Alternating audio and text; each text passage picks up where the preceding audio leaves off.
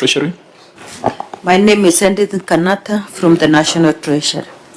Karibu.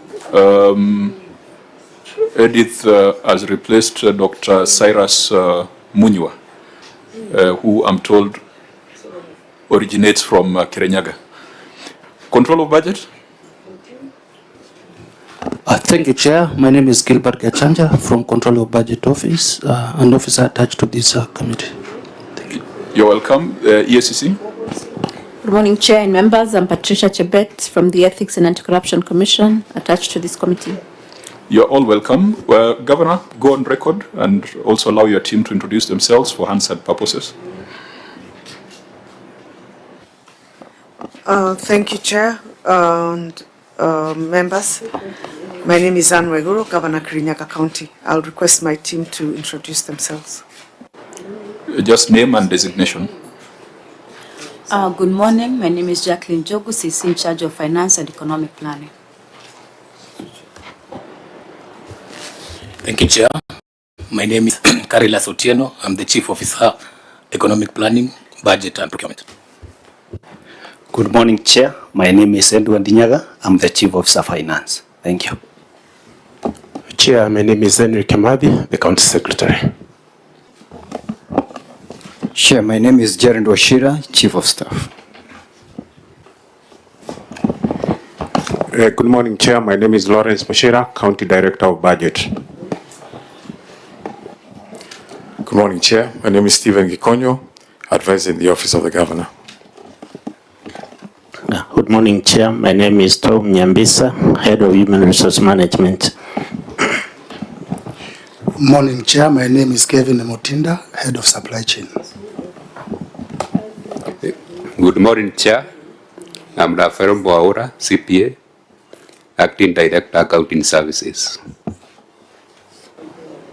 Has everyone gone on record? Sergeant Otams? Good morning, Chair. My name is Angela, Advisor in the Office of the Governor. Good morning.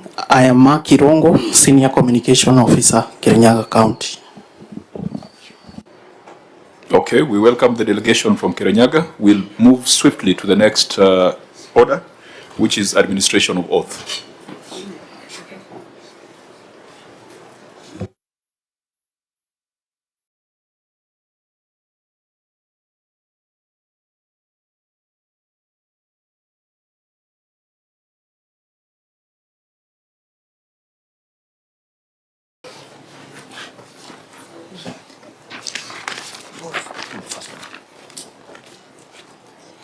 I, Anne Mombi Waiguru, do solemnly swear that the evidence... Sorry, I'll start again. I, Anne Mombi Waiguru, do solemnly swear that the evidence that I shall give before the committee in respect of the matters before the committee shall be the truth, the whole truth, and nothing but the truth, so help me God. Very well. I know you were required to submit your responses in advance, but you'll need to table them just for formality.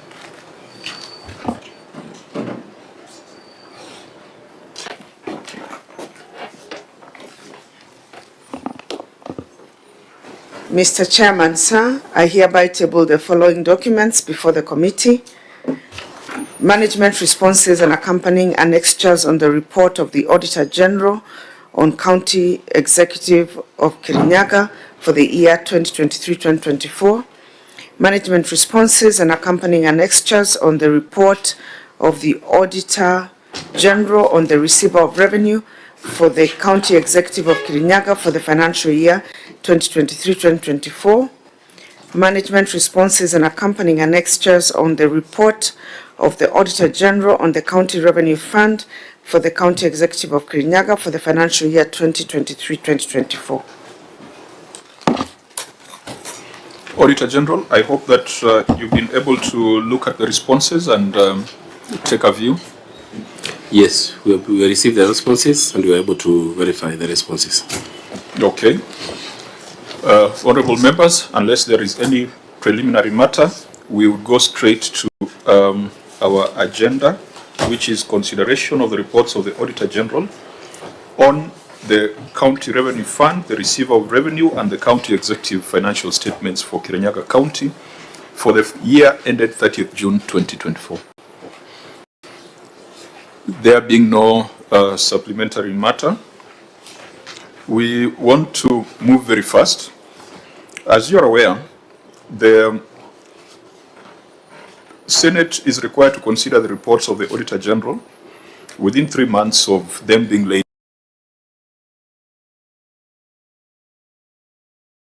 the Senate.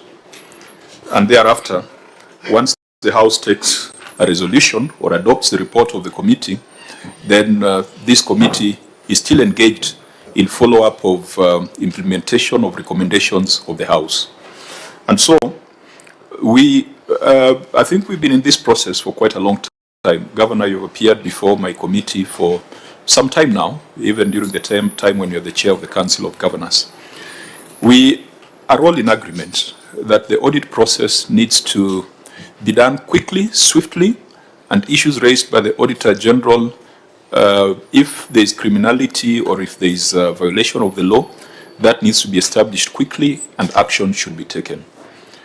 The Senate has agonized on how to give effect to Article 2293, which requires us to conclude this process within 3 months. And I think this, just for general information, I know being a former chair of the COG, you might still have networks within the council and you could share this information. That we think that doing this process within the 3 months is an advantage to county governments, because at some point we are going to hold the National Assembly to account. Revenue is shared on the basis of the most recent audited accounts as adopted by the National Assembly. Now, if the budget policy statement that we considered last week is still relating to 2021 revenue, is that fair for county governments? So there's a silver lining in as much as it's a process that requires us to do a lot of work within a short period of time. And so the Senate has undertaken to fulfill its part of the bargain. We hope the National Assembly will follow suit so that when we are dividing revenue, we are basing it on the financial statements for 2023, 2024. I think that would lead to a significant increase in the allocation that goes to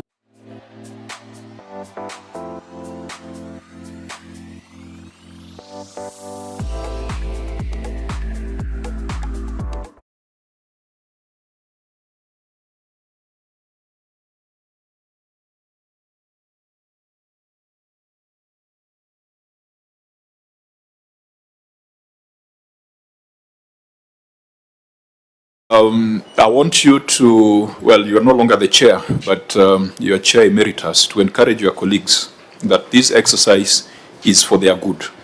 If you're looking at it from that perspective of unlocking more funds for county governments, then that is a decision that we need to abide by.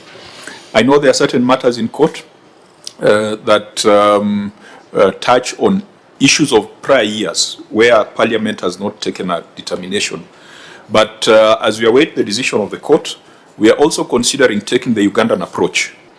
In Uganda, if Parliament fails to consider the reports of the Auditor General within 6 months, then they are given 6 months, as we are given 3 months. The report of the Auditor General is automatically adopted. And I think that then should be our scenario. If the National Assembly fails to adopt the revenues within 3 months, then it should be automatically adopted. And then the Senate should insist that that becomes the base for sharing of revenue. So I think it's a big conversation. It's something that goes beyond the appearance before this committee. I think that was just for emphasis, just to lay the ground. Today we'll be confined to the report for 2023-2024, but when we are doing the implementation follow-up, we'll still demand that you give an account on measures taken to close the issues that have been raised in prior years. The Public Audit Act requires that once Parliament takes a resolution, the Clerk of Parliament shall convey that resolution to the various accounting officers and heads of entities. And heads of entities will have 60 days to respond to Parliament on action taken to implement the resolutions of Parliament. And I think, Governor, having been a CS, you are quite familiar with those processes. So today we'll interrogate the report of the Auditor General, but 60 days from now we'll also be having a conversation on how far you have gone in implementing those findings. Finally, we usually invite the County Assembly Public Accounts Committee to be part of this conversation because they have a concurrent mandate. Even then, they have up to 31st of March. I'm not sure whether they have invited you to go through this report, the County Assembly of Kirinyaga, so far. No, they haven't. So they just have between now and 31st of March to discharge their constitutional mandate. This afternoon, I'll be addressing a meeting of county assemblies. They have invited me to talk about oversight overreach by the Senate. They are saying we are overreaching our boundaries, but they are not doing their part. I think in our last meeting, we had a conversation on whether they should be engaged in ward projects or not. So we are going to have a very candid conversation, and I will challenge them that if they do not invite the county executive to appear before them, then someone else has to do it. And it is not overreach. It is just fulfilling our constitutional mandate. We will then go straight to the reports. We have 3 reports. We have gone through the County Revenue Fund. The Auditor General has taken us through. I think there was one issue that we can, it was not significant issue. It was a comparison issue. Auditor General, if we start with the CRF, let's start with the easy ones to dispense with. Starting with CRF, comparison of budget and actual amount. Is that still an outstanding issue because it's a bookkeeping thing? Yes, it's still an outstanding or issue. Or is there theft there? No theft, just an outstanding issue. So it's still outstanding? Yes. How is it supposed to be corrected? The major issue is that the budgeted receipts described as return to CRF under an amount of Kenya shillings 657, but when you reviewed the amount which was available at the CRF central bank account, which was around 42 million, so there was a variance of 614 million. The issue is how was this budget, what was the source of funding for the difference of 614 million? Now, OAG, can you tell us in English, what is the problem? Have these guys stolen 600 million? No, just a budget figure which we could not confirm how it was supposed to be funded. So what is the problem? Remember, you are talking to farmers who are now senators, and we're also talking to the farmers of Kirinyaga, the rice farmers. When they see 614 million, they think that this is the money that the administration has stolen. So what's the problem here? Just describe it so that we contextualize it. Okay. Normally what we do, we review budget. And whenever we review budget, we also look at the source of funding for the budget. So included in the budget, there is an item for amount described as return to CRF. That is money which has not been spent in the previous years, but need to be budgeted for this particular year. It was amounting to 657. That was what was put in the budget. But when you look at now, the amount available at CRF central bank account was around 42 million. So we were asking now the difference, which is 614 million. How was it to be funded? This is one item in the budget, but we have the other equitable share, which we know how it was supposed to be funded, and we also have the own source revenue, which also the source of funding is clear. Is it a mistake in current year? Is it a mistake in prior year? It's the current year. It's current year. When it comes to figures, we don't just say it was a mistake. So is it an issue of professional negligence or is it an issue of cover-up? I I don't think it's any of that. It's just a matter But of you've cited a problem. What do you think is the root cause of the problem? Having unrealistic budget, whose source of funding is not clear. Senator Sifuna. You know, Chair, you are told the Auditor General that he's speaking to farmers. I don't think he understood that. We are not professionals in budget making, but we are very quick to pounce on problems. What is the problem here? If a budget item says we expect 615 million shillings, is it your position that it should say where that money is going to come from? Is that what you're saying? Yes. And this is something that somebody preparing those budgets should know if they are a professional. Yes. So the Chair is saying, is the problem the professionals who prepare it? Is it negligence or incompetence? Maybe the accounting officer can.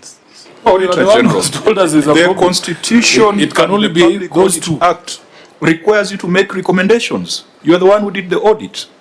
And Chair, it can only be those two. It can either be an oversight, it is incompetence or professional negligence. Chair, the auditor is the prosecutor in this matter. So what is your take? What are we supposed to consume? Yeah, because you need to tell us ni makosa gani imefanyika na nani ameifanya, so that we have said kazi yetu ni kuinject. Yes. Chair, let's make it easy for him. Why do we have these figures here? Why did you put them there? So the Chair is saying, any rice farmer in Kirinyaga seeing this, the conclusion will be the 614 million has been stolen. Why do you have that figure there? What do you want us to do with it?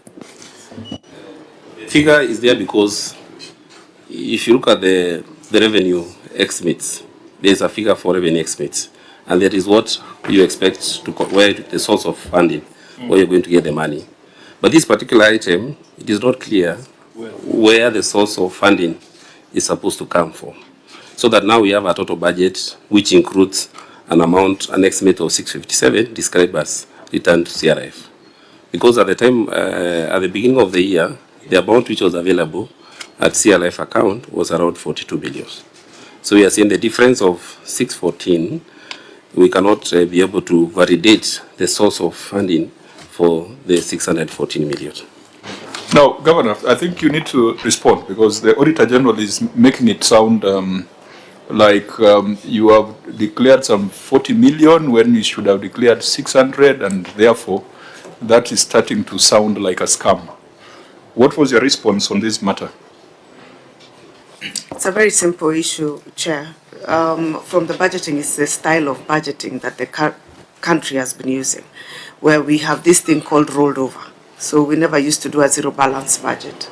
So if in a financial year you have budgeted for certain things and they were not funded because either you did not get enough revenue, because when you're budgeting, you project that we will receive this much from the national government and we will raise this much from taxes. And usually it's as a response of pressure on the ground. You know, you budget internally what you want to do, but there's also the conversation with the county assembly and all that. So usually there would be an increase of the things that you've budgeted without an assurance that you will raise that revenue to cover those things. For example, you will put word-based, let's say at 300 or 400 million, then you put bursary at 100, then you say that your revenue collection will be maybe 400. When you disagree with the assembly, for example, what will happen is that you just go and increase to balance. You increase what your projection for revenue collection is, even if you know that you will hardly reach it, so that you can accommodate the demands that they want in the budget. Now, at the end of the financial year, because you did not raise that money, what the procedure of budgeting, which we've been doing until I don't know whether the law has passed, but until last month or 2 months ago, was you roll over, you call it a rollover. So anything that was not funded, it's put quote unquote rollover, but it actually, there is no resource for it. But because it was budgeted, you cannot pull it out of the budget. So over the years, you keep rolling over things, and with time, that grows. And so you end up with eventually a problem of pending bills because you committed but there was no resources for it. I think, just to put it simply. But now, because of the new budgeting method, I think is a zero balance method, you're not supposed to be rolling over. If something wasn't funded, you start again from zero and you either rebudget for it, but you don't carry it as a budget item, yet you had no resources in the exchequer to fund it. I don't know whether I have been clear about it. You could be explaining a different matter, but Auditor General, was that explanation preferred during your audit? Chair, if I may, before the auditor goes, Madam Governor, there is a written response that you have submitted to that query, and it talks about actual closing balances in the CRF. It looks like you are explaining something totally different from what your written response is saying. Okay, I was trying to explain, we were told to be simple, to explain it in a way that... in fact, the language here is simpler than the things you have said. The language in the written response, to me, is simpler. I was explaining the word rolled over. The word rolled over means that you have put them in the budget, but it's not, they were not funded. There was no money to fund those things. So you carried them over to the next year as something that should have been funded, but is not funded. But I can read the management response. No, I think we have it on record. Auditor General, what is your recommendation? We are lost. You know the explanation that the governor is putting before us is quite different from what the Auditor General is saying, and we still insist that we are supposed to get guidance from the Auditor General. I think that's where we are going to get a solution. Yeah, Oeji, what is your recommendation on this? To me, it looked like a bookkeeping issue, but through the explanations, it's now sounding like we have different interpretations. But what do you recommend? And tell us whether there is lawfulness and effectiveness in reporting or in utilization of those funds. Before the director responsible for the region comes in, I want to say that this is an issue that cuts across several counties. Return to CRF issues, they are talking about where a county is struggling to include figures in their budget, and the budget is not realistic. The source of funding is not, the source of the revenue, the source of funding for whatever they want to spend on that, shown in the budget, is not clear. So return to CRF issues, we are talking about figures coming from the previous year. The activities were not funded, but then now they want to include the same figures which were not funded in the previous year in the current year's budget. And in the process, these amounts keep on accumulating because they may have started projects but which were not funded in the previous year. So the recommendation will be the accounting officer then should prepare a realistic budget, identify a source of funding, and put those figures in the budget before the budget is approved. Thank you, Chair. Yeah, you are still not telling us about efficiency, effectiveness, and lawfulness on this particular matter. Because if it's a bookkeeping issue, if it's a matter of philosophy, that can be dealt with by the accountants. Of course, you'll be going into accrual accounting. Is this problem going to be there? Chair, in fact, it's very interesting because, as you know, I'm also an accounting officer somewhere.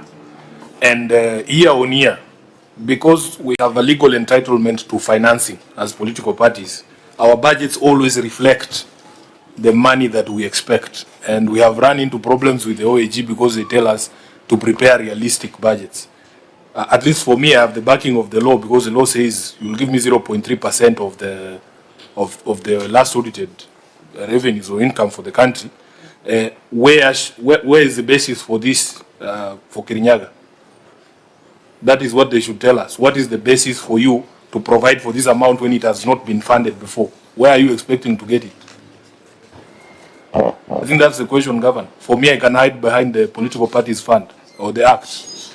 What is the justification for you to repeatedly put these monies on your books when you do not have a clear source of that money. Governor, and then we come back to OAG for the conclusive statement on lawfulness, effectiveness, professionalism, all that. Then we'll make our recommendation. I think this will be resolved when the issue of the accrual comes in, because it's usually under the pressure of the county assemblies, or if you, well, the push and pull is between the priorities that you have started, maybe a project, and then the people think that it's maybe taking too much resource and they want money, let's say in ward funds or in bursary. So what happens is that counties, so that they balance the budget, they put all those things that are half budgeted in there, and also the new demands are also included. Then what you do is you up your revenue. So if your revenue, for example, was 400 last year, you say you'll collect 600, even if you know very well that that may not be realistic, just to balance and to make sure that there is the issue. Then now you end up now with a rollover at the end of the financial year, because you didn't collect the 600, you maybe just collected 420 or 430, because the realistic growth in a year would be maybe 30, 40 million.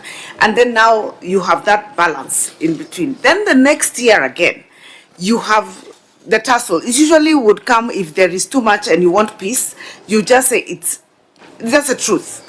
If you say we won't fund, then the budget won't pass, then you get into an impasse and all that.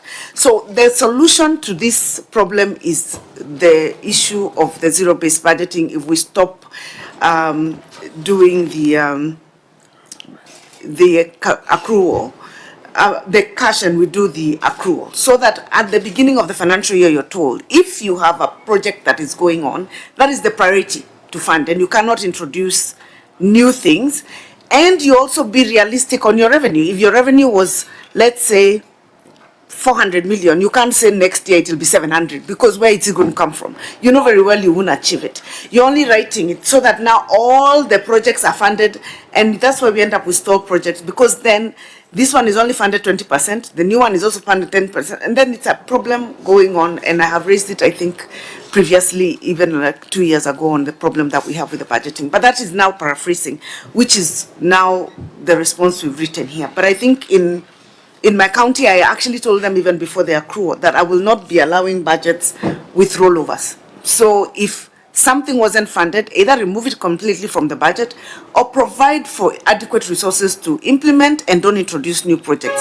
It is not an easy process, but it will come with time and capacity building and that issue of accrual. Yeah, we'll soon be looking at about 4 or 5 of those stalled projects in the main executive report. Vice Chair, and then Senator Ambua, then we get guidance from the OAG. No, the governor has just said that it will come with capacity building. Capacity building on who? On the budget officer or on the MCAs, so that they can make realistic budgets. Because you cannot tell me that the accounts are showing we have 42 million, and then you just say that we did not fund 614 million projects. So we are putting that figure there over and above the 42 million that is available. So who needs capacity to be built so that we can have really realistic budgets? Governor, or do you want to tie your question to? That's a simple one. Okay. Simple. Yeah. So I want then the governor to just clarify that what she has said is that she knows, and a lot of governors know, that the figures that they include in their budgets are just supposed to be that, just figures, as a way of managing political pressure from MCAs when they know very well that they don't have the revenues to fund their projects. Is that what the governor is telling us? That it's just a way of managing pressure, put figures there, would wing the MCAs that things will happen, but of course you know they will not happen.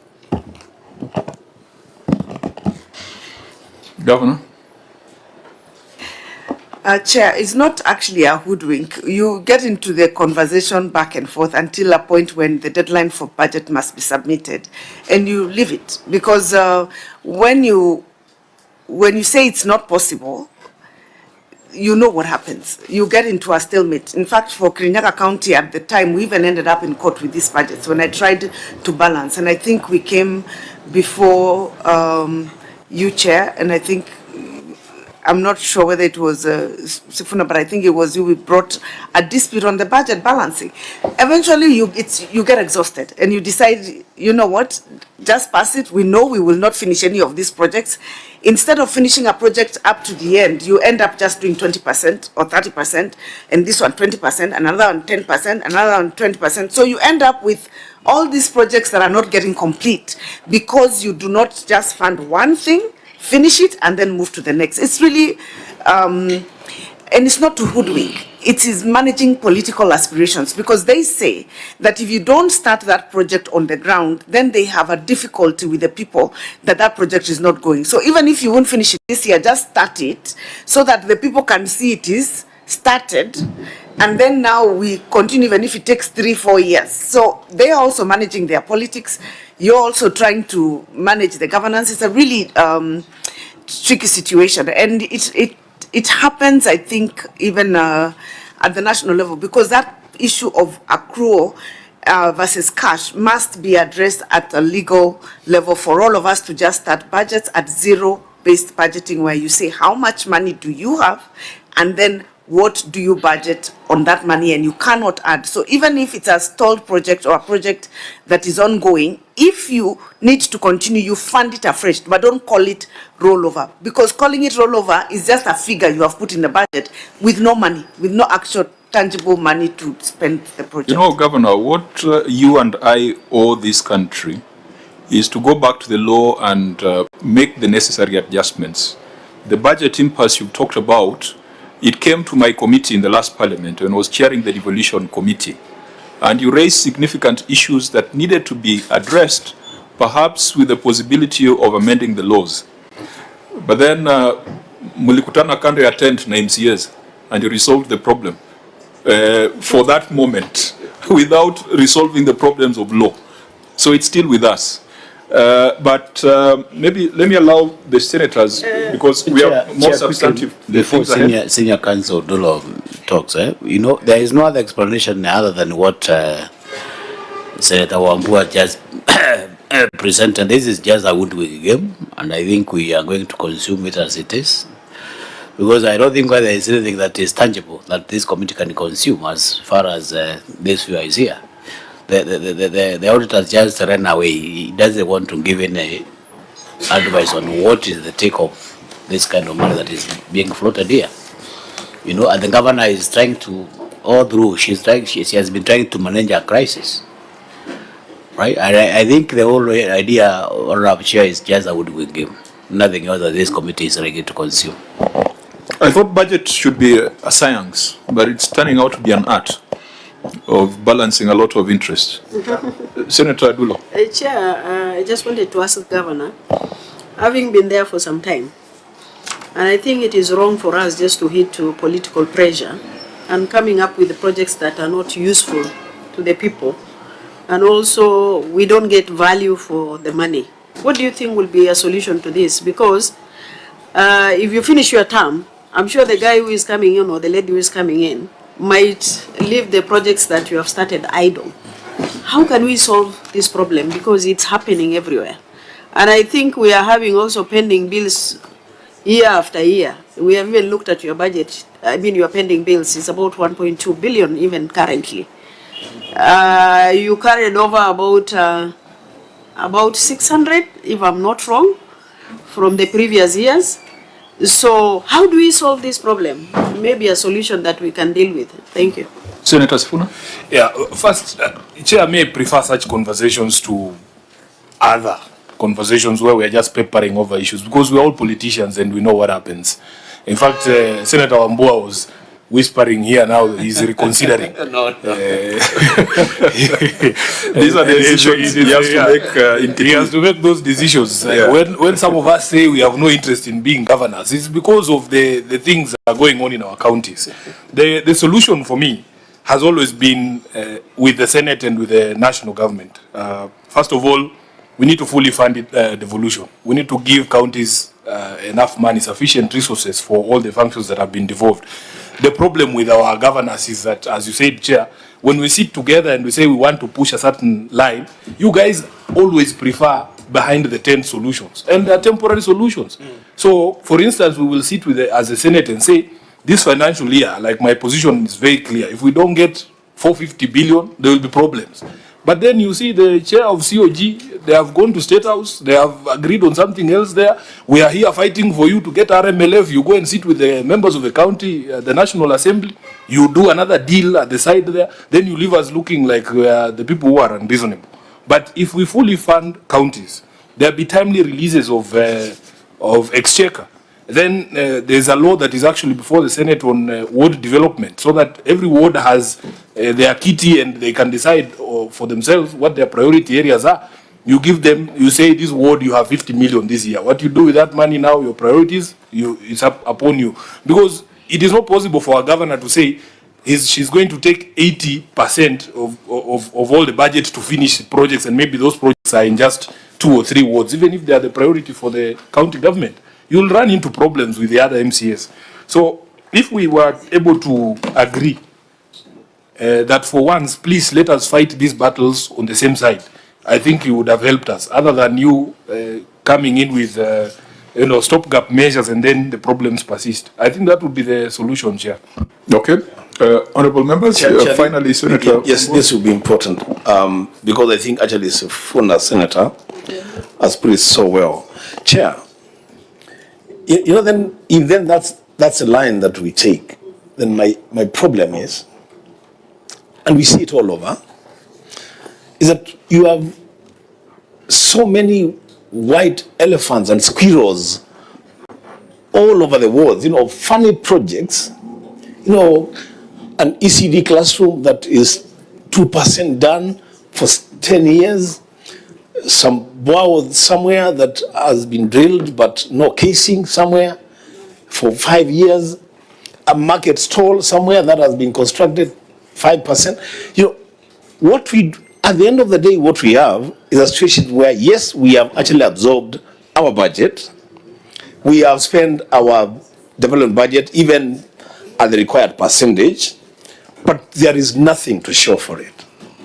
Chair, devolution was never meant to ensure that you and I and the governor and the MCAs are elected to office. Devolution was meant to deliver services to people. This argument that we just have to do it so that we survive politically, Chair, is not a very good argument. In fact, and I'm very happy that the governor has brought it up, because perhaps other governors will not do it. And that is the truth, Chair.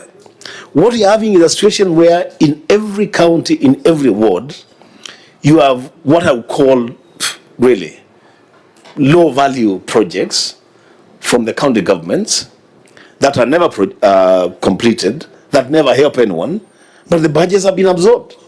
Chair, there must be a solution to that issue, I think. Thank you. I think let's focus on, maybe Governor can give very brief comments on that, because you're going to see the effect of all this on pending bills. Already we have seen your aging analysis. You've got almost 600 million that has been pending for more than 5 years. We are going to see some of the projects that started in 2021 that have not been concluded. So we will deal with the specific cases. And this, I wish that this could have been the conversation that was going on at South Sea, where the members of County Assembly are convening today for the Legislative Summit. I was intending to go there to make an address. Senator Sifuna, I'm told that things have fallen apart. The president has not come, and they have rejected the person the president sent, and they have said no president, no summit. But I was hoping to go there and have a conversation around these things, because where the assembly accuses us of overreach, they forget that they're the ones with the power on budgets. So if budgets are done wrongly at the beginning, then it falls on us to correct. We just come in as morticians. But I think a lot of things have been raised, of policy, of legislative amendments, and of procedure. I know if you go accrual, we will cure this. What's your final thoughts on this? Then we get the recommendation from the Auditor General, then we go to the specific instances. Thank you, Chair. I should report here that we have agreed with the County Assembly that even if the law hasn't passed Kirinyaga this time round, we will not have rollovers. And we hope that we will manage by April 30th to hold on to that. But my proposal is threefold. One is the movement of the budget process from cash to accrual. This has been a conversation since the time I was in Treasury.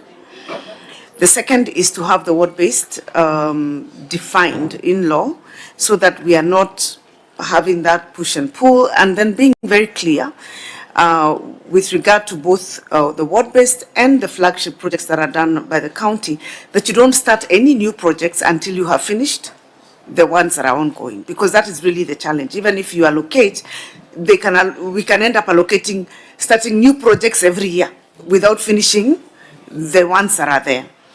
And the third one is the separation of the financial system between the county executive and the county assembly. I think that will really reduce also the pressure, where the money is allocated from here, so that we are not negotiating that money at the county level, so that the money that goes to the executive is money for development only, and that which is for running for the county assembly is already predefined. And then that would solve a lot of this problem and also reduce the friction between the county assembly and the executive. Thank you, Chair. Submit. I guess the last limb we have already dealt with. The Senate has already passed the necessary amendments to the PFM Act to provide for that autonomy for county assemblies.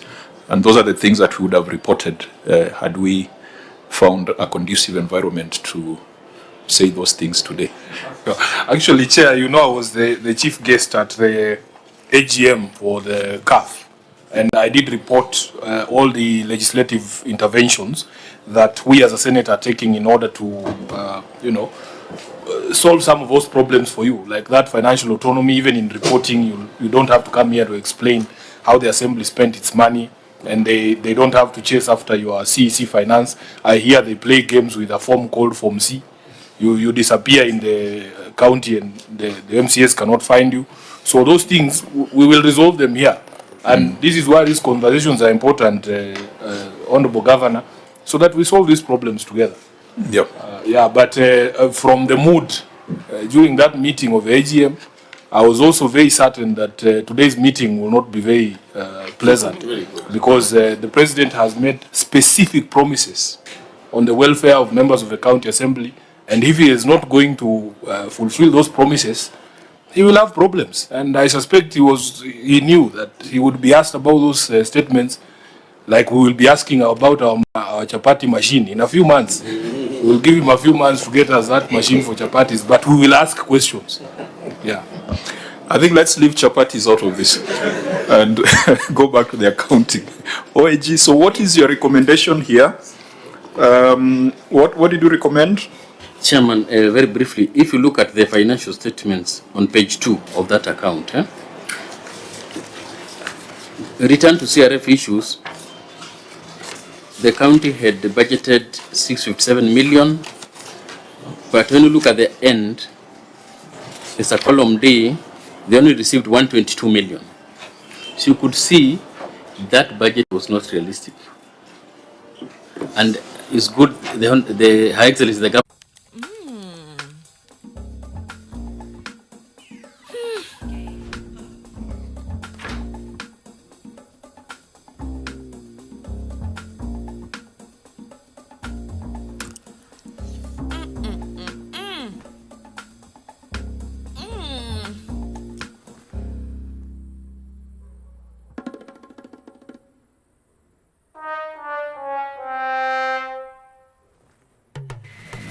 Indulge in the moment.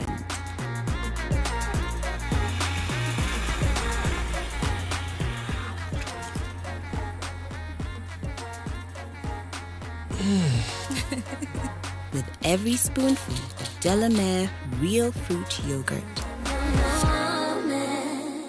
I'm also an accounting officer. I have a legal expectation to receive money from the political parties fund. How can you tell me not to budget for that money when it is the law? Why can't you, instead of pushing us so much not to budget for money that we legally expect, you would rather do away with the law so that I have no expectation of that money? But for as long as the law says that you will give me 0.3% of your revenues, I will put it in the budget. And then you know, Chair, I'm getting a bit involved because for the first time, my accounts were flagged with similar issues because I'm not having a realistic budget. Yet it is the law. I'm basing my budget on the law. And I'm not happy with the OAG. I mean, you have offered more explanation than the governor for Kirinyaga. Because if there were perhaps grants that were not disbursed, then that should have formed part of a response. That could be part of the reasons for unrealistic budgets. There's also the issue of timing of certain processes. When they start doing their budget review and outlook, county fiscal strategy papers, sometimes they do it before we have even concluded conversations on DORA and CARA. So they, and then sometimes they do it based on a political promise. Last week, it was said that counties are going to get 460 or 450 billion at KICC. So some counties might budget with that in mind. But the reality is that in BPS, it is 405. So a lot of these processes need to be aligned so that by the time counties are doing their budgets, they are sure of what they are getting. Sometimes, as I've said, if budgeting has become an art rather than a science, the numbers should add up. So, Chair, I'll see on that. I think even if that were to be true, the variance in the budget should be almost commensurate with the amounts not received. You cannot say that you have a variance of 1 billion, but when you sum up the amounts that were legally expected to be received are just a fraction of the variance that we have. There is still need for an explanation as to where that variance comes from. Can I help by sharing experiences? Because, Senator, you will be encountering these things. If you look at the variance of the amount of money that is disbursed to parties vis-a-vis what is actually due to us, because everybody knows the audited revenues upon which budgets are based. So if the political parties act says 0.3% of that figure, ODM is expecting 2 billion in a financial year, but they send you 300 million Kenya shillings. So it depends on compliance with the law. And it cannot be the fault of the people who expect compliance with the law, because it is the law. It cannot be the fault of an entity that is expecting 3 billion under the law, and they only receive 10% of that. And then you say the variance is too wide. The circumstances also have to be looked into. No, I don't think Senator Sifuna understood what I said. Maybe I should speak in Kikamba, it doesn't understand Kikamba. So I'm saying there's a variance of 1 billion. That's a shortfall, you know? But then when you sum up the amounts that were expected from government agencies, the total is almost what? It's 400 million plus 48 million plus 140 million plus 117 million. It doesn't add up to 1 billion. I'm saying there should be some semblance of harmony between the deficit that you are reporting and the amounts that you are expecting but did not receive. correct. And if that were the case, then the governor would have broken it down. Governor? If you allow me, Chair, to read the response. Yes. And then I'll paraphrase. The budget shortfall of 1 billion is due to lack of disbursements of funds from the National Treasury, as we did not receive the full exchequer amount of 417,400 as per the budget. That was one, so the delayed exchequer. Two, there was also an amount budgeted but not received from other government agencies, 48 million from FLOCA, 140 million, 108, 573 from NARIC, and 117, 522, 673 from NAV CDP, and then now you would add what they rolled over, which was not funded. So this comes to about 908, I believe, and then if you add now the rollover fund, you get now the difference of the 1.056. Your, I was going to call you Your Honor, your Chair, if you'll allow me just to mention this, and it's not in this audit, even right now as we speak, the standoff that we have on the RMLF, the National Assembly has withheld conditional grants to counties. For Kirinyaga, which is amongst the smallest county, their conditional grants that have been held that haven't been disbursed is 1.2 billion. So you expect this same question again next year if that money is not funded. Governor, how many members of National Assembly do you have in Kirinyaga County? 4. 4? Yes. Have you had a conversation with them regarding the importance of this money? Because the Senate has tried. I was a member of the mediation committee. Senator Wambua was a member of the mediation committee. There's a mob justice approach from the National Assembly. And the governors I've spoken with, I've asked them, why don't you talk to your members of National Assembly so that they see the sense that by bickering over RMLF, we are withholding money meant for CHPs, money meant for FLOCA, money meant for urban improvement and mineral royalties.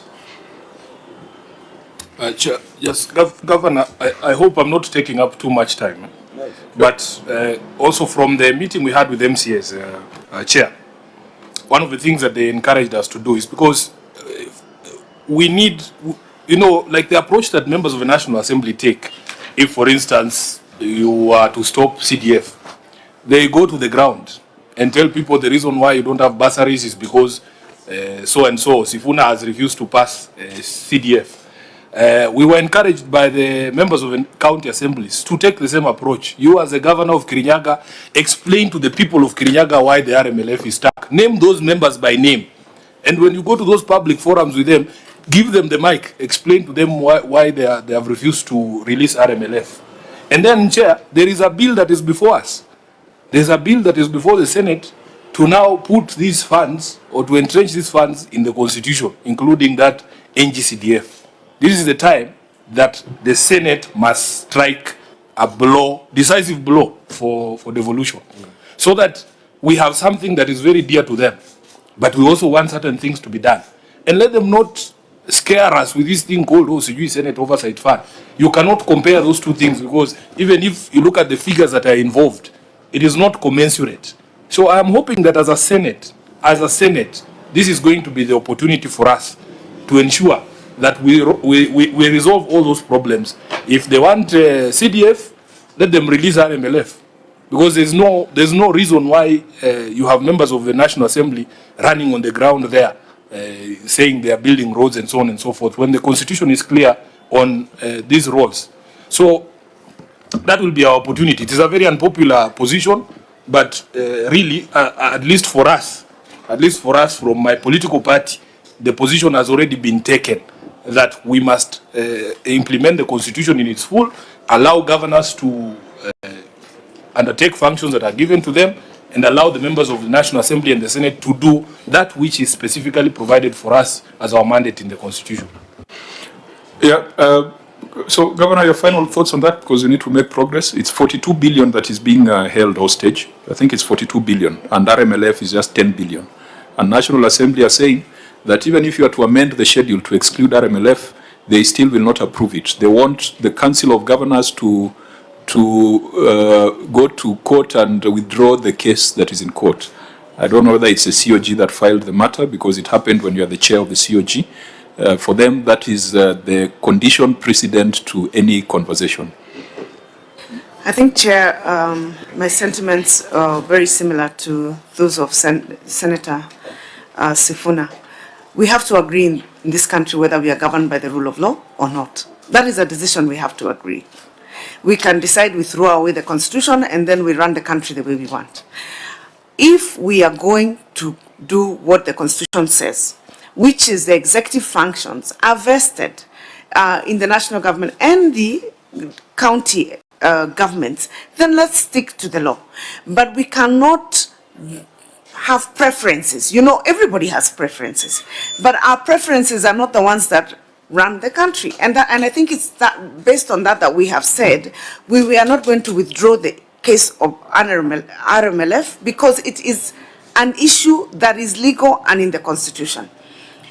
In the event that somebody thinks that maybe a certain governor is not doing roads with that money, there is a process of audit. That's why you're here as a park committee. There is the KRB, they come and audit those roads that have been done by governors. But that cannot be the excuse to throw away the law and implement what your preference is. And the issue is not just about the 40 billion, because the 40 billion is the entire kitty on roads. There is now conditional grants for NAV, CDP, there is NARIC, there is health money, and that's what I'm saying for Kirinyaga only is about 1.2, and we're the smaller county, so that amount is close to maybe 70 billion shillings.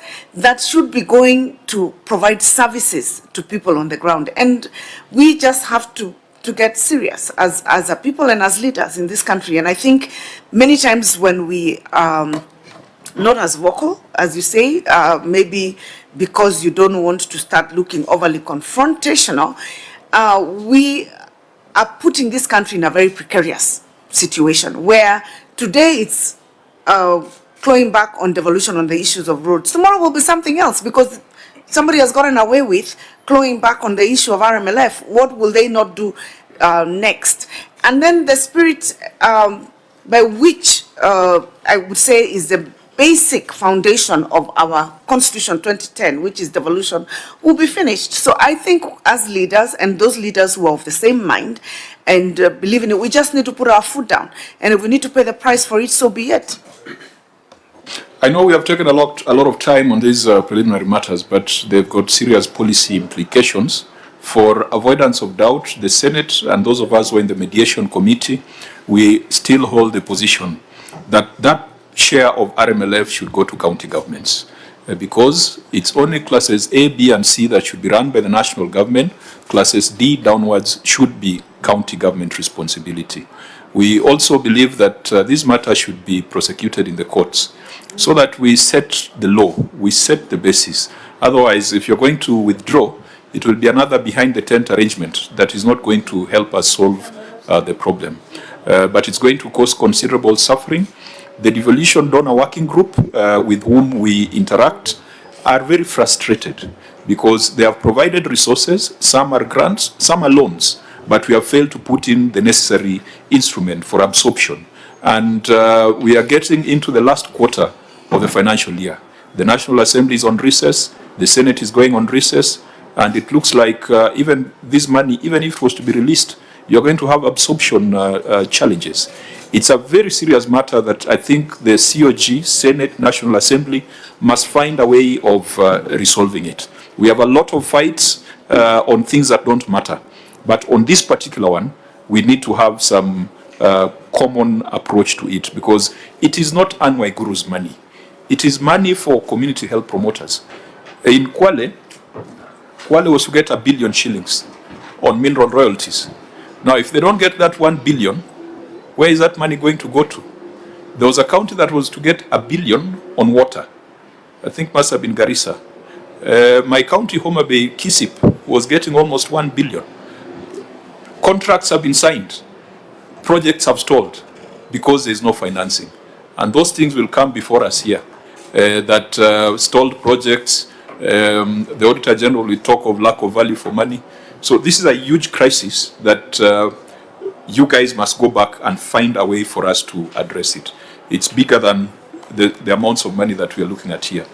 So we will go with the recommendation of the Auditor General that pursuant to the PFM regulations, the accounting officers should ensure that budgeted receipts are realistic, but also will take the approach given by Senator Sifuna that all other entities must also play their constitutional duty. If it's Treasury to disburse, if it's Parliament to appropriate, they should do so to avoid this funding shortfalls. We will quickly go to the receiver of revenue report. And in the receiver of revenue report, there was an issue of arrears of revenue. I think that is the one we'll focus on, and then we go to the report on the executive. And arrears of revenue, there's a figure of 600 million, quite close to the other 600 million that you are dealing with in the budget. So, Auditor General, we have already said that in your receiver of revenue report, we must also get your findings or your report on the suitability of systems, suitability of controls. Because I think, Kirinyaga, are all your revenue streams automated currently? Governor? Yes, Chair. You have had a change of systems not too long ago. When was your system implemented?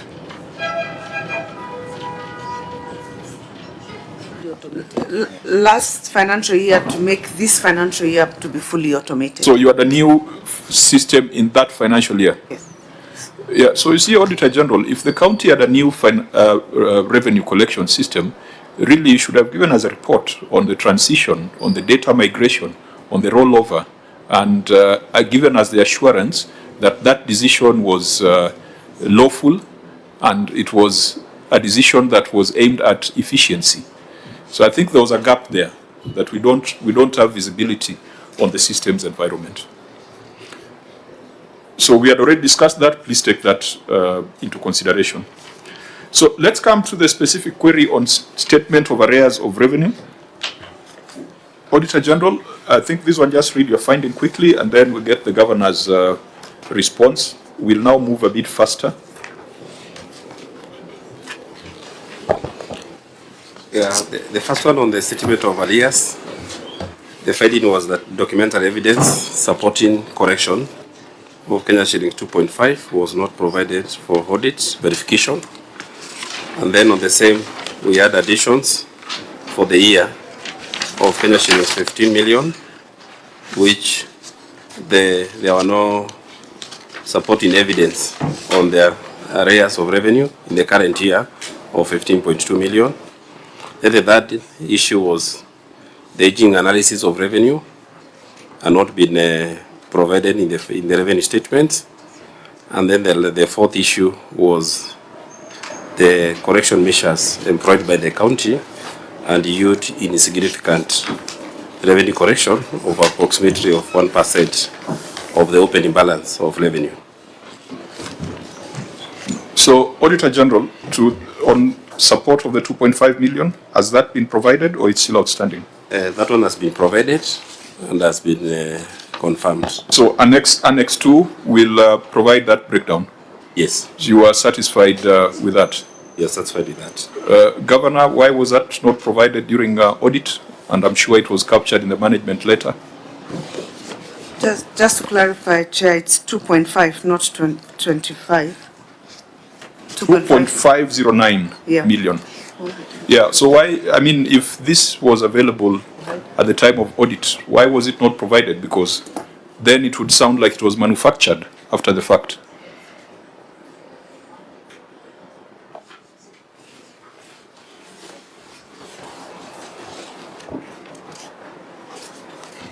Governor? Chair, if I could just ask the CEO Revenue to respond to that question. Thank you, Chair. It's correct that by the close of the audit, we did not complete and compiling of the list, but we were able to do that and submitted data to the auditor. I submit. So that is Annex 2. What was that relating to? Because I'm seeing a very long list here. All land rates, property. Is this what explains the 2.5? It's Annex 2, Chair. Annex 2 sums up to 1.7 million. 1.795. Is this the explanation? Because we are looking at 2.509.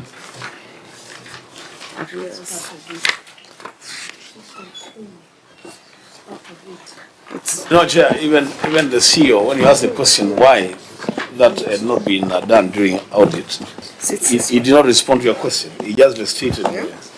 So this 2.5, I guess. Yeah.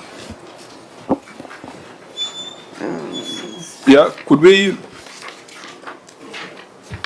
what do we make of this? Because you don't bring these things in vain. Ideally, this thing, we had agreed with the Auditor General that we will not be taking new evidence. If something was not provided during audit, when it could be a forgery. So, what do we make of this Annex 2 for us to say that the 2.5 is accounted for? Where is it?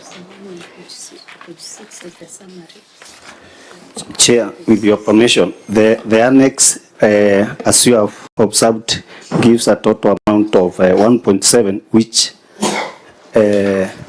is part now of the arrears, which forms the basis of the 2.5 total.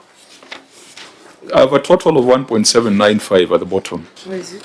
And I'm querying 2.509. So this is simple mathematics. Sure. So how relevant is your Annex 2?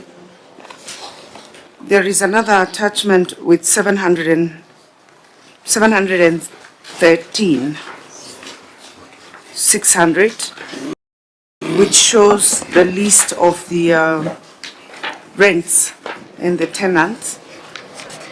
Yeah, Governor, just 2 minutes ago you said all your revenue streams are automated. I would expect that land rates, property rates, etc. are all automated. So why is your officer saying they are still compiling? Because ideally this should just be pulled from the system. These are arrears. The 100 are arrears. They are not the current. I'm talking about the 1.795 because the listing description there is land rates, property rates. Is it still your position that you have automated all your streams, including land rates and property rates? This is from this. What did you want to respond? This is from the system, Chair. Even if you look at the document, it's. Yes, if it is from the system, why was the Auditor General not given at that time? Your officer says they are still compiling. Why do you need to compile when you are automated? Thank you, Chair. In the course of compiling, we are reconciling so that we can give a verified figure to the auditor. But, you know, this thing is as easy as election results. Right. Now you are behaving like Chebukati, saying that the returns came and you are still reconciling. If these things are in the system, if property rates are paid in the system, when the Auditor General comes, you just click and you get an XLS to support 2.5.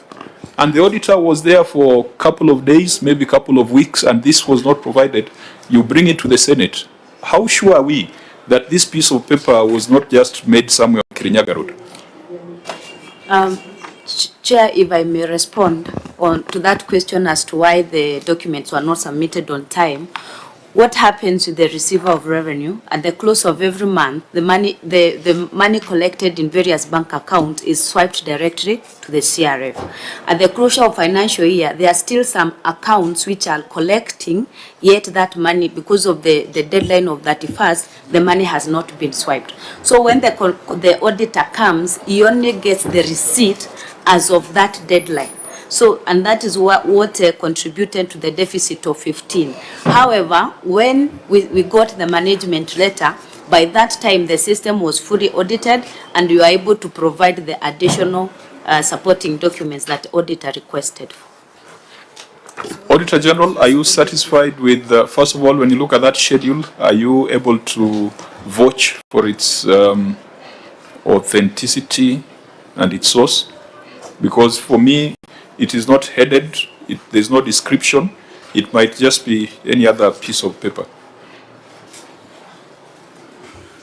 For us, we may not be able to authenticate the documents.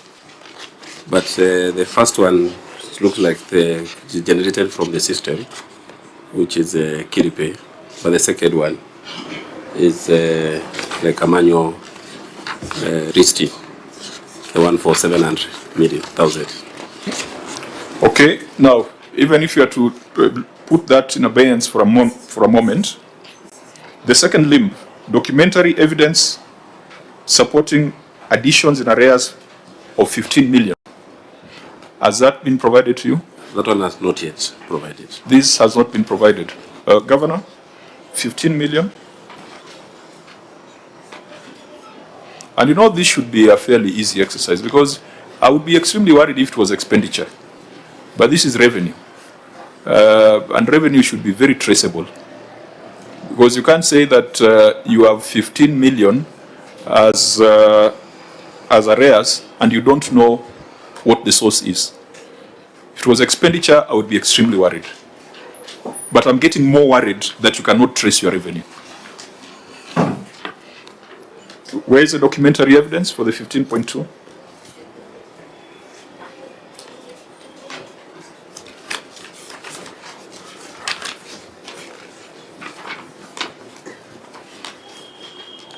Governor, you have referred to Annex 3.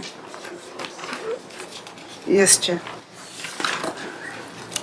You could tell us, again, it's not headed, it could be just any other thing. You could let us know what Annex 3 is all about. Land rates and property.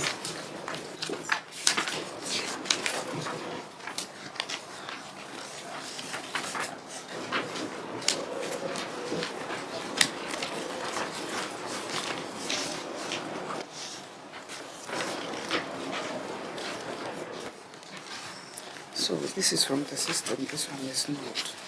So the explanation is the PBL. Yes. See, then you respond. It's because this is from the system. This is Governor, you are just explain to us the Annex 2. There are 3, sorry.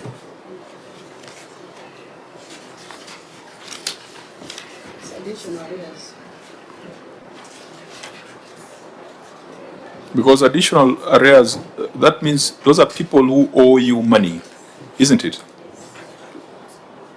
So, if you say Teresia Wamboi owes 166,000, it needs to be based on something.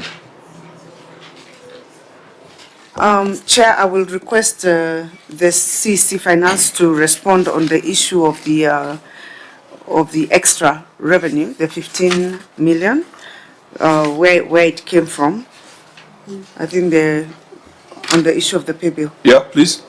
Yes, Chair. When we were collecting the land rates and when we were collecting the rentals from the various people who owes the county government, there was an additional, they were given a choice to pay either through the bank directly, not through the system because the arrears are calculated, and also the choice to pay through the pay bill. So that is why this list is not generated from the Kiripe system, but it's generated from the supporting receipts which were received as at that time. So these additional arrears came from the land rates after we had advertised for the people to clear the land rates, and also from the arrears from the housing, the people who occupy county government housing. It's not additional arrears. So, Auditor, this 15 million ought to be part of what? Accounts receivable? Yes. Has it been accounted for as such? Yes, it has already been disclosed as in the statement of arrears. The statement of arrears? Yeah, one related to land rates of 13.7 million and property lent of 1.4 million. So in your Annex 4, if you add up those totals, they come to 15 million? Yes. So the question is, the way that it is presented, you are not very sure of the source of the data, the way it is presented to us. It is not headed, it is not described, we just have a schedule there.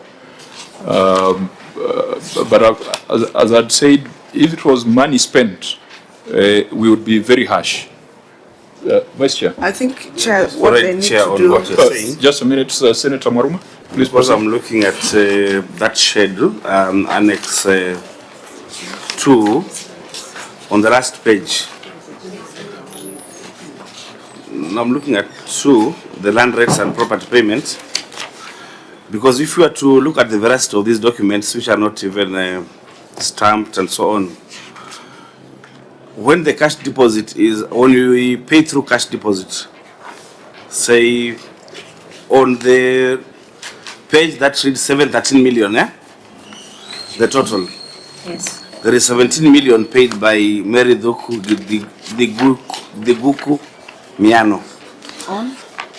How would you authenticate this 17,500 was paid if you don't have a bank statement, for example?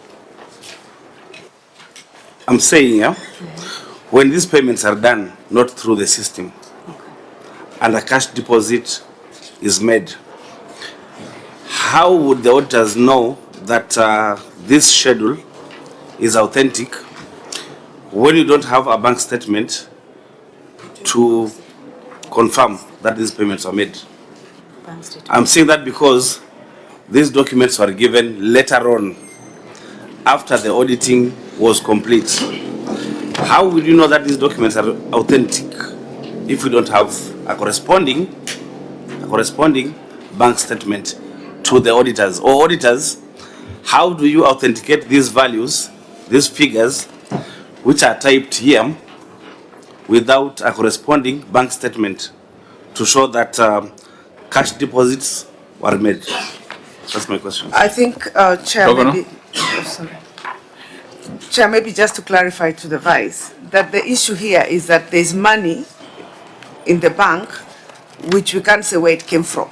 It's not that we are saying we have paid and they can't trace the money. So the explanation is, this extra money in the bank, where is it from? That is the question, and that's why the Chair was saying if it was an expenditure issue, you would raise the concern. So just to clarify that to the Vice Chair, but to ask the CEC Finance to explain on the issue of the payment, again, of the arrears, when people are paying arrears, I think it's the English, it's not to say that it's extra arrears, but when people are paying arrears, why this money was not captured at this exact time when it should have been captured in the books, and it shows as an excess without traceability. Yeah, because as your officer submits, we've got a account receive of revenue, whose job every day should be to account for all receipts and to follow up all arrears. That's their primary job description. And so if you tell me the auditor came and some reports were not ready, then it tells me that you are a receiver of revenue. Perhaps we need to... Is your receiver of revenue here? Yes. Where is the receiver of revenue? Because you are the one who prepares this financial statement. It's Chair, she is with us. She's even to find some space here, but she is here outside. But I'm seeing here the receiver of revenue is Edward Nyaga Njagi. I was talking of the accountant who prepares the statement. Who is the receiver of revenue? In that case, I'm the one, Chair. Yeah, you are the one who should be telling us. You don't even know that you are the one. You are okay. Chair, it's like I overhand the whoever prepares the statement. Or You are the one who prepared it. I can see your signature here. So, ideally, you are the one who's supposed to be offering the explanation. Yes. If it's your daily job to account for all the receipts, and if you already have an automated system, why should the Auditor General come, spend 3 months, and find it's not even 3 months, 6 months to the closure of the financial year? You are still adding things up. Are you cooking? No. Chair, if you allow me to respond, in our revenue collection system, the property rates and the land rates module was the last one to be upgraded. So by the time to be added to the system, uploaded. So by the time we were collecting this revenue, the land rates and the property rates module was not active. That is why we resorted to collecting manually through the banks. You are either given the pay bill, you pay to the bank, or you take your payment directly to So the bank. when was that module turned on? Was it during the financial year or after closure of the financial year? The module is active now in this financial year. During the year under review? And during the year under review, it was not active. This is why Auditor General had said you must give us an account of the state of automation, because I'm not going to take the word of the governor. The governor says all streams are automated. The officer is now saying that property rates had not been automated in the year under review. The Senate wants an objective. The power is now in your hands, enabling you to pay bills on the updated Stanbic mobile app. After login, select Bill Payments. Then create a new bill by selecting a biller. Key in account number.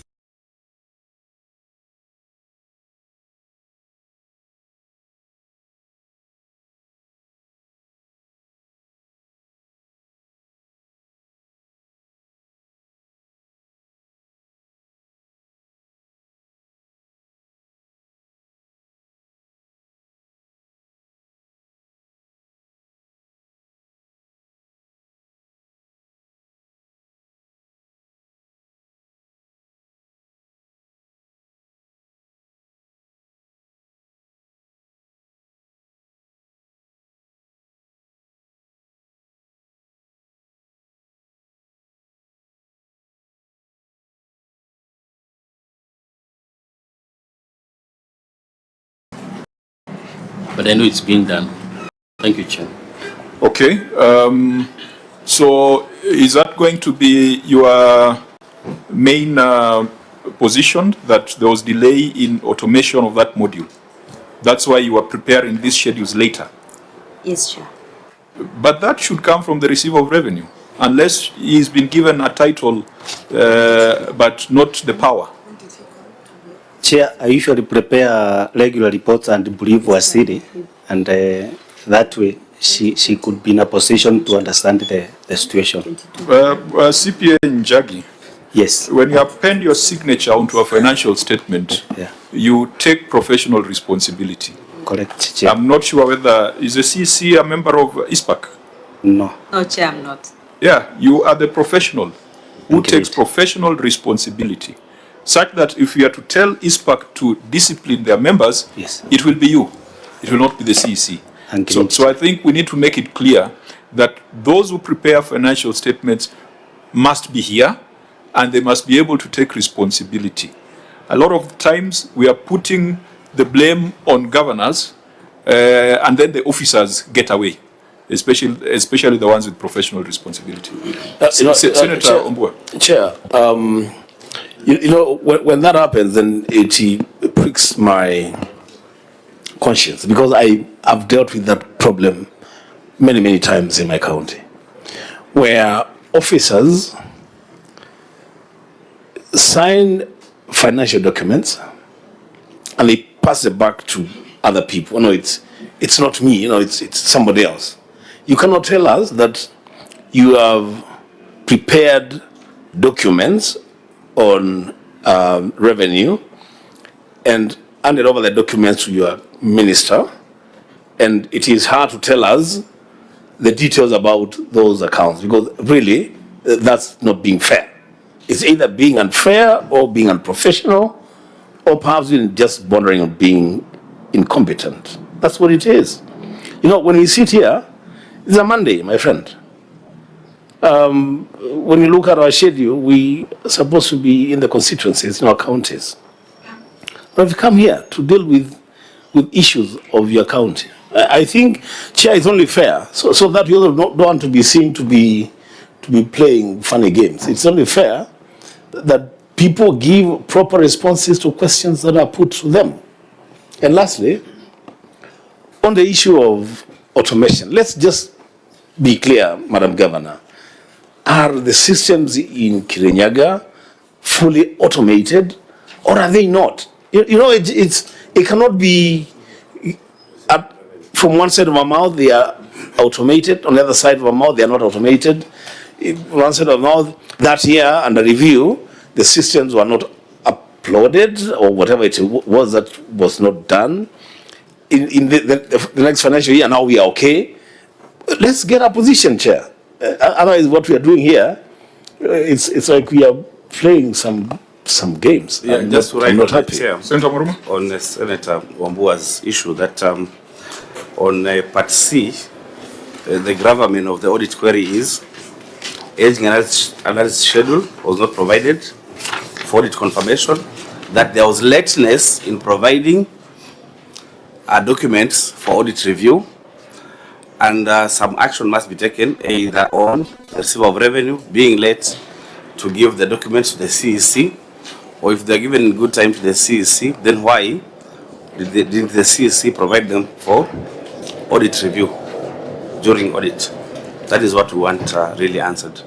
It doesn't matter whether the automation was complete, that module was automated later on for collection of these arrears and the land rates, but why were the documents that were available not given during audit for review? Yeah, Governor, give us a precise answer, because I'm wondering why we're having this conversation on revenue. Should we be spending more time on expenditure? When you have a receiver of revenue established, and when he has signed there, Wananjagi has said he has referred to PFM Act sections 162 and 2A. On revenue, we should not spend this much time. So you've had the concerns that have been raised. Can you give us a way forward in terms of response so that we can make a recommendation?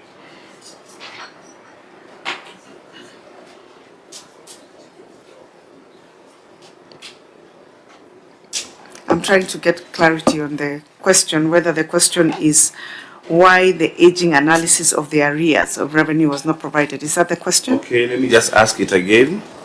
Yes, the sir. aging analysis schedule was not provided for audit confirmation. That is the question. During audit, all this information is supposed to be provided. It was not provided. The question is why? That is a question the Auditor General asked in Part 1, Part 2, and Part 3. All that was not provided for audit verification. Where you have someone whose job description is to ensure that revenue is accounted for, and there is clear visibility, granularity on the sources, and you know who owes you what.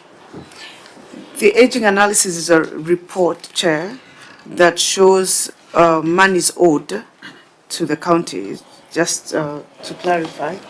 And the question as to why they were not provided on time by the receiver of revenue. I think the CEC and the receiver of revenue, I will ask them to respond to that. And I think it's the same response they had given, but I'm not sure. I think, members, unless there's something new that will be coming from the officers, this is a matter that we just need to refer to Section 62 of the Public Audit Act, because we do not seem to find any justifiable reason why these schedules were not provided at the time of audit. And I think we would probably make recommendations along the lines of that section, which talks of a public officer who fails to provide information without justifiable reason at the time of audit. Now, there's a last one on collection measures employed by management to cover arrears that yielded insignificant collection. Now, this is a matter of interest to this committee. We have seen governors put up billboards across towns and cities for waiver of arrears. And we have never done a measure that the cost you have put in publicity, newspaper adverts, you have referred to newspaper adverts here, we cannot see them. You know, the cost you put in to push that agenda and the return out of it, is it proportional? The Auditor General is saying that you are only able to achieve 1%. So how much did you spend in the waiver campaign? And how much can you say was collected as a result of that targeted campaign?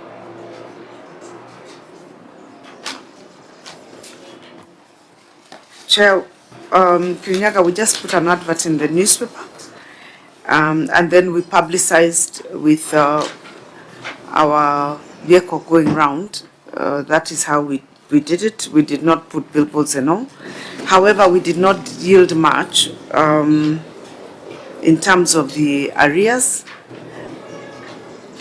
And we are now considering, as the response is put there, on having a mapping exercise and then maybe consulting internally and with the assembly how to deal with the people who haven't paid, because it's a very sensitive issue in the rural areas. How much were you able to collect as a result of that campaign?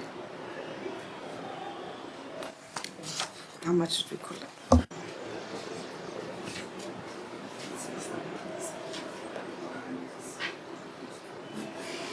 If your arrears was 600 million, 1% is 6 million.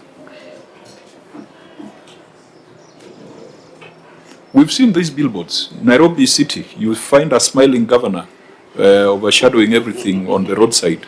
Kiambu, when you're driving along the highways, huge billboards that cost a lot of money. But no one ever questions whether the governors are promoting themselves or they are pushing for increased revenue collection, because no study has been conducted.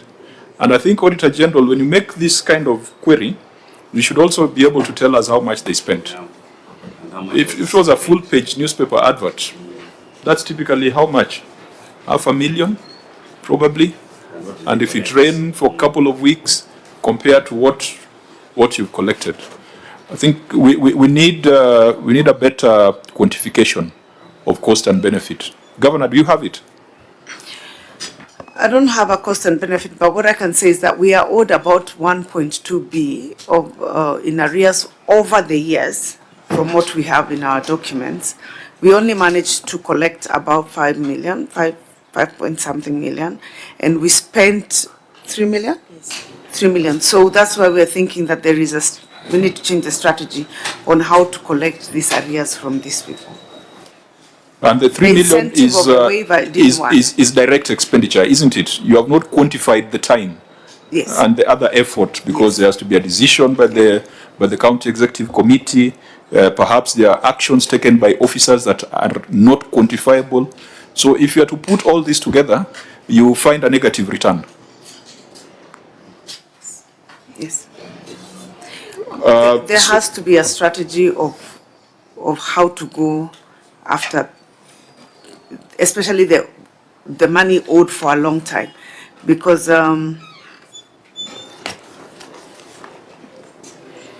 it gets a bit complicated. Yeah, I mean, this is interesting. You spend 3 million to collect 5 million. We will need to, especially the ones with billboards on our major highways, we will need to find out how much they are putting in. She puts it well, that there will be need for strategy to deal with that. But then my question would be, where do we place that responsibility? Who should come up with that strategy? I think we need a law so that you have something to fall back on. Because if it's land rates, for example, it means you possess, you know, and it gets very political. So how many, like 1.2, Kirinyaga is very small, 1.2 would affect quite a number of households. And sometimes you don't know at what point to say you waive or you discount so that they are able Governor, to pay. that decision is entirely yours. Because a decision on waiver is not arbitrary. You must see it as an executive committee, isn't it? You waive interest, but I cannot waive tax. I cannot say that someone will not pay their tax as a governor. I don't have that power.